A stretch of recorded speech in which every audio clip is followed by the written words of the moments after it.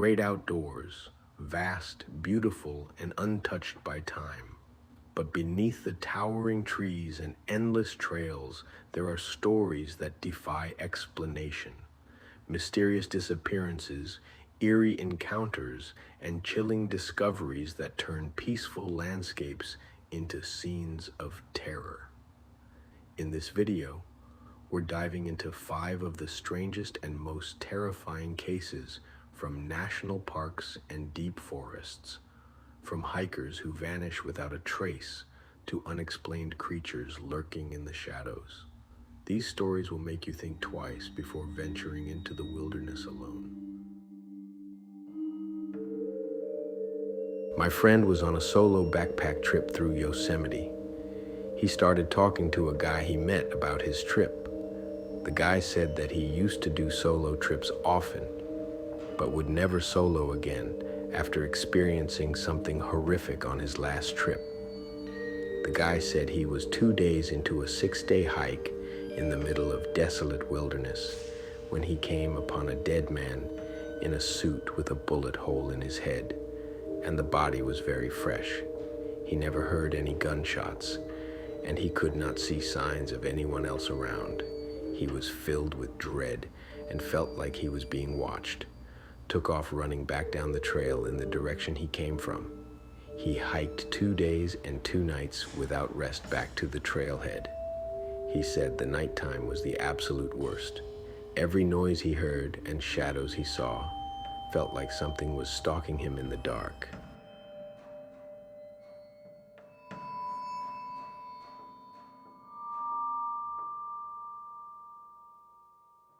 He told the authorities upon his return and never heard back from them. He wondered if maybe the man was shot and thrown from a helicopter. My friend said he had to stay with a group for a couple nights after hearing that story, and even cut his trip a bit short, feeling spooked.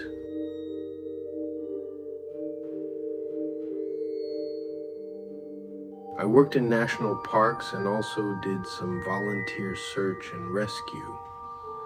I guess I can talk about 2 of the worst things I ever saw in forestry. The latter one is scary, but also deeply tragic. Spooky. I was on a multi-day off-road camping trip by myself in the wilderness. So technically I was not working. I had found myself enjoying a night in the woods, slightly tipsy on wine. I settled in for the night in my SUV and awoke to yelling far in the distance. It wasn't screaming, but nor was it singing. Something closer to chanting. Went to sleep nervous and with my army knife close. Woke up to someone knocking on my vehicle's glass. It was clearly human, because they did the triple knock that all people do. As came out of my covers to observe, I saw a person looking in the dark. I screamed something guttural and they ran. I couldn't believe it. I was hours from the nearest town, and if someone drove in over the night, I would have heard the vehicle in the stillness. I was dumbfounded. I turned on my truck and stayed vigilant for a while. Nothing happened. Next morning, I went and found a new spot to park and set up camp.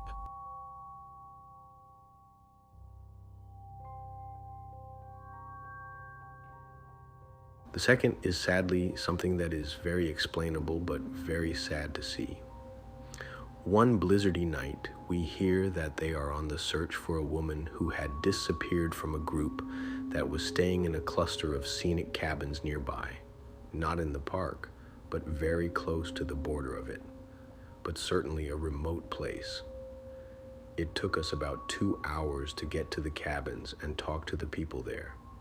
It was well under minus 17 degrees Celsius, around 0 in Fahrenheit, and with feet of snow. Turns out the people staying in the cabin were on psychedelics.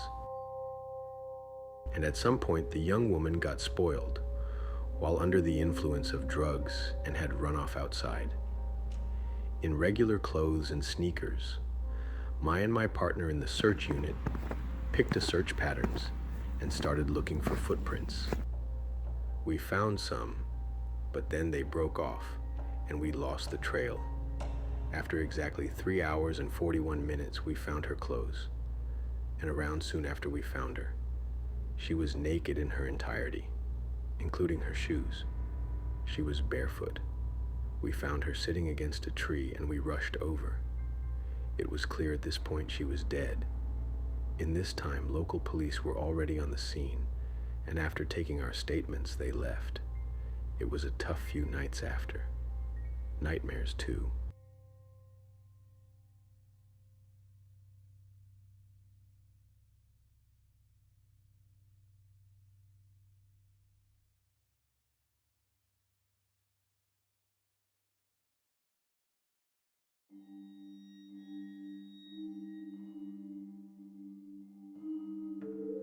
When I was younger, we would go camping at a place called Bear Creek in Tennessee. The campsite we got was always the best, as my grandfather was best friends with the owner of the place where you could camp. The place backed up into nothing but miles of woods, with your nearest neighbor like 2 to 3 miles away. Anyways, at our campground we had a big-ass creek with a bridge overhead. Well, on the third day we were there, I remember everyone being around the fire and me wandering off to the bridge.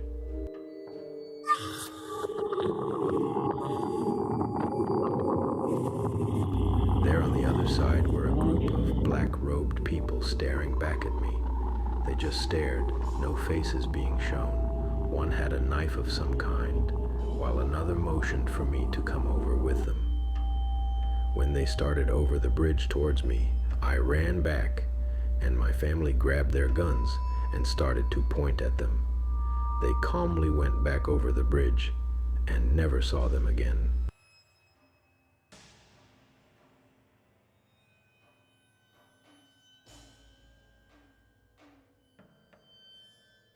I was camping alone on a beach a few years ago. At just after 3 a.m., I woke up to a strange sound, like something was gently brushing up against the tent. The waves were pretty loud, so I wasn't sure. As I started to fall back asleep, I heard it again. This time, I sat up. Suddenly, the sides of my tent were getting pushed in. I could see the shapes of hands pushing it in on all sides. No sounds came from outside other than the ocean. I was too terrified to even say a word. I've never been that scared in my life. After a few seconds that felt like an hour, it suddenly stopped.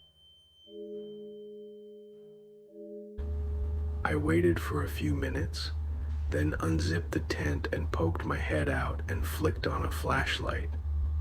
There were shoe prints all around the tent. I figure it was probably just some kids messing with me. But damn, did they ever mess with me.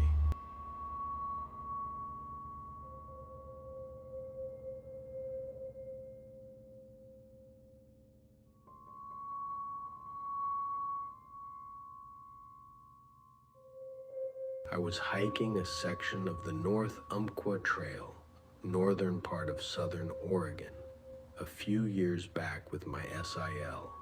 It's a 72-mile trail broken into sections that can be easily hiked in a day. At the time, I lived about midway up the trail, fairly remote in a small community. It was mid-fall this one day when we set out.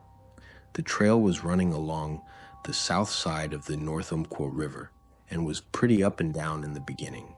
We made it to a fairly flat section that was running just above the river. There was this beautiful view of the river through the trees, so we stopped to get some pictures and take a water break. I immediately felt extremely uncomfortable, like someone was watching us. I slowly turned my head to look behind us, across the trail and up a very small incline. Through the trees, I could see a small meadow. Across the meadow, maybe 15 yards from us, was a tent. an old canvas-style tent. As I'm looking, I notice bones strung from the trees all around the meadow, like creaky death wind chimes. My stomach just clenched and dropped. I leaned in to Syl and whispered, "Do not turn around and look behind us. Just continue walking up the trail and run when I tell you." We were close enough to the river that nobody not right next to us could have heard this. She did exactly as I told her to, setting off at the brisk walk we'd been at before. We got maybe 10 yards, and I could hear footsteps through the forest floor, coming from behind and slightly above us. That part of the forest is very dense. There is a thick moss cover under the trees, so footsteps on it make a very specific sound. I leaned forward again and told her to run as fast as she could and not stop until I told her to. For two middle-aged women, both slightly overweight, we ran like the damn wind. I just kept telling her, "Go, go, go." I could see ahead of us that the trail made an incline and veered to the right along the river and around a cliff. I knew at that point that whoever it was going to have to come down onto the trail or stop. We kept running. We probably ran at least a mile.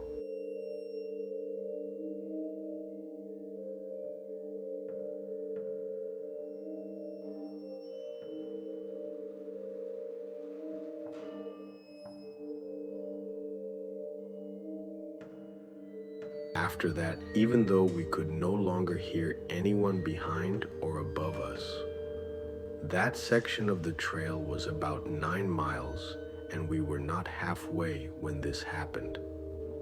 We eventually slowed down, but just hurried as fast as we could the rest of the way.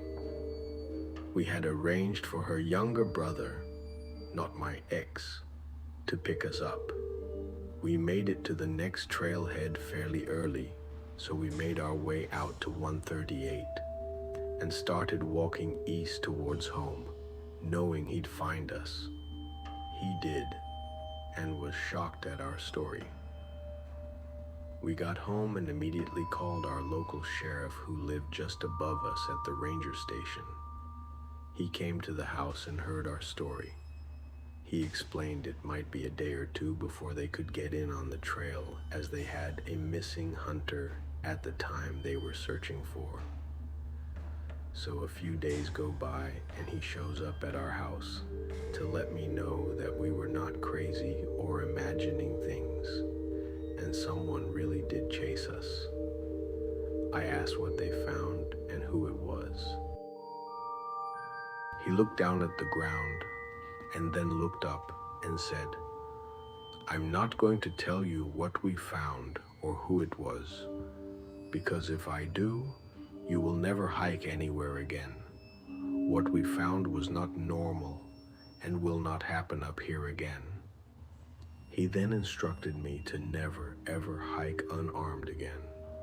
I never found out what they found or who it was. I never hiked that section of trail again, and it completely burnt last year.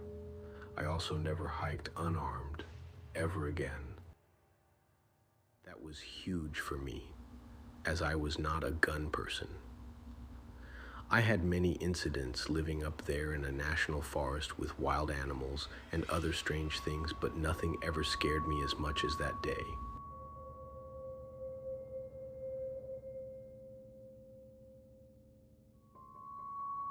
Thanks for watching.